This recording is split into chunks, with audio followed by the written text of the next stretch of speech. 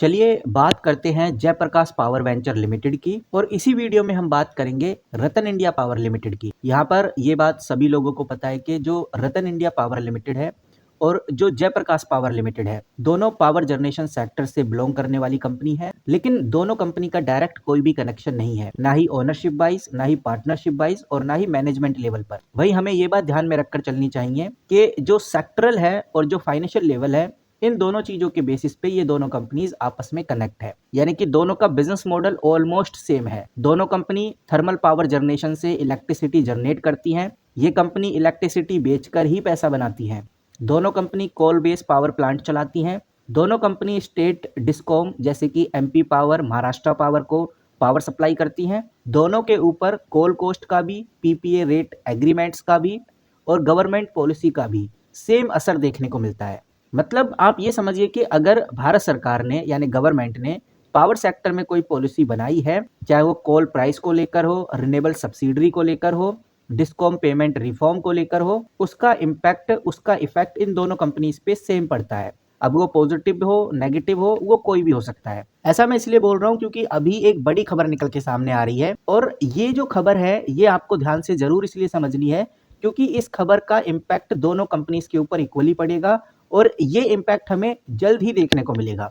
उसके बाद दोनों कंपनीज को हम वन बाय वन करके भी जानेंगे। दो आर्टिकल्स मैंने आपके सामने खोले हुए हैं। पहला आर्टिकल है द हिंदू का और ये आर्टिकल पब्लिश किया गया था 29 अक्टूबर 2025, यानी कि कल का ये आर्टिकल है। दूसरा आप देखेंगे तो मैंने द इकोनॉमिक्स टाइम्स का आर्टिकल खोला हुआ है। ये आर्टिकल 30 अक्टूबर 2025 का है। दोनों आर्टिकल में ऑलमोस्ट सेम ही बात कही गई है, तो हम द हिंदू का आर्टिकल कंसीडर कर लेते हैं और समझते हैं कि भाई बेसिकली कहा क्या गया है। हेडलाइन से आपको क्लियरली एक बड़ी खबर देखने को मिलती है कि भारत सरकार एक $12 बिलियन का यानी 1 लाख करोड़ का प्लान बना रही है ताकि ये जो state own power distribution companies हैं, जिसको डिस्कॉम्स बोलते हैं, इनको बेल आउट मिल सके, यानी कि इनकी फाइनेंशियली हेल्प हो सके। ऐसा इसलिए क्योंकि इन कंपनीज के ऊपर बहुत सारा कर्ज है। थोड़ा नीचे चलेंगे तो इस आर्टिकल की गहराई हमें समझ में आएगी। साफ नजर आता है कि यहाँ पर सरकार चाहती है कि ये जो डिस्कॉम कंपनीज हैं, इनका कर्ज चुकाया जाए, उन्हें फाइनेंशियली स्टेबल बनाया जाए। यहाँ पर सरकार ने बहुत क्लियरली साफ साफ मैसेज दे दिया है, स्टेट को एक बड़ा फैसला अब लेना ही होगा। वो अपनी पावर डिस्ट्रीब्यूशन कंपनीज का प्राइवेटाइजेशन कराएं, यानी कि प्राइवेट कंपनीज को मैनेज करने को दें, या फिर 3 साल के अंदर अंदर कंपनीज को स्टॉक मार्केट में लिस्ट कराएं। अगर वो ऐसा करते हैं तभी उनको लो इंटरेस्ट या इंटरेस्ट फ्री लोन मिल पाएगा। और डेटा के अंदर बताया जा रहा है कि भाई अगर आप मार्च 2024 का डेटा उठाकर देखते हैं तो इन डिस्कॉम कंपनीज का जो टोटल लॉस है और जो कर्ज है वो 7.42 लाख करोड़ तक पहुंच गया है। सरकार ने सीधा बोला है कि ये जो पब्लिक सेक्टर मॉडल था ये फेल हो चुका है, इसीलिए अब इसको प्राइवेटाइजेशन किया जाएगा, जिससे लिस्टिंग इफिशिएंसी और अकाउंटेबिलिटी बढ़ेगी। लेकिन यहाँ पर गाइज एक मुसीबत आ रही है सरकार के सामने। जो सरकारी बाबू हैं, जो बिजली विभाग में काम करते हैं, यानी जो स्टेट गवर्नमेंट के एम्प्लॉय हैं, वो प्राइवेटाइजेशन की वजह से विरोध कर रहे हैं, जिसकी वजह से पॉलिटिकल रेजिस्टेंस और लीगल हार्डल्स आज के टाइम पे भारत सरकार को फेस करने पड़ रहे हैं। और इनडायरेक्ट फायदे की बात करें तो जितनी भी प्राइवेट कंपनीज हैं जो इलेक्ट्रिसिटी जनरेट करती हैं, जैसे एनटीपीसी हो गया, टाटा पावर हो गया, अडानी एनर्जी हो गया, जेपी पावर हो गया, रतन इंडिया पावर हो गया, इनको डायरेक्ट फायदा होने वाला है। और इसी वजह से जयप्रकाश पावर वेंचर और रतन इंडिया पावर आपको आने वाले दिनों में एक चर्चित कंपनी बनते हुए नजर आएंगे।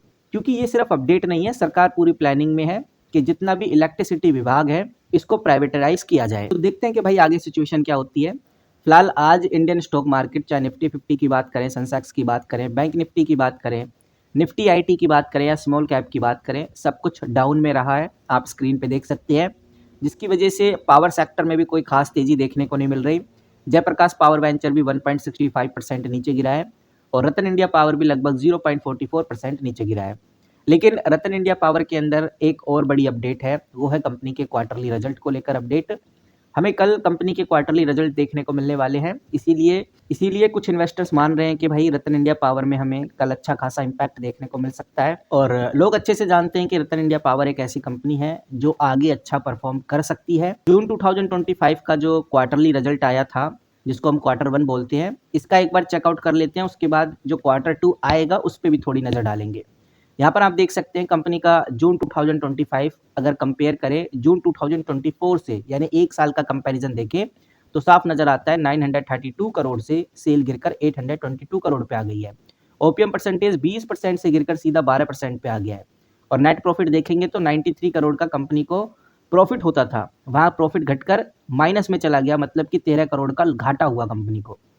तो जून 2025 के जो क्वार्टरली रिजल्ट हैं कुछ खास नहीं रहे, और अब जो आने वाले हैं सितंबर 2025 के क्वार्टरली रिजल्ट आने वाले हैं, जो कि हमें कल देखने को मिलेंगे। उसका कंपैरिजन किया जाएगा सितंबर 2024 से, और सितंबर 2024 में जो नेट प्रॉफिट है वो 1 करोड़ लॉस में था, और जो सेल थी वो 682 करोड़ की थी। तो अनुमान लगाया जा रहा है, ऐसा समझ में आ रहा है कि सितंबर 2025 के क्वार्टरली रिजल्ट जो कि कल देखने को मिलने वाले हैं वो ईयर ऑन ईयर वाइज थोड़े पॉजिटिव आ सकते हैं। बाकी ये चर्चा का विषय रहेगा कि कंपनी के क्वार्टरली रिजल्ट कैसे आते हैं। जैसी कंपनी के क्वार्टरली रिजल्ट स्क्रीन पे आएंगे, अपडेट होंगे, मैं आपके साथ जरूर शेयर करूंगा।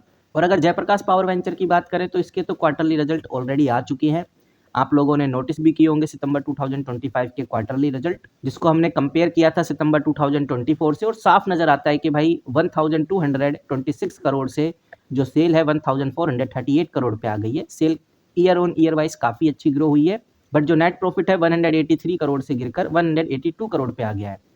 कहने का मतलब ये है कि कंपनी ने अच्छा परफॉर्म ही किया है, ऑलमोस्ट एवरेज परफॉर्मेंस किया है। और कल के अपडेट में हमने ये भी देखा कि भाई कंपनी के ऊपर कुछ इलिगेशंस लगाए गए हैं।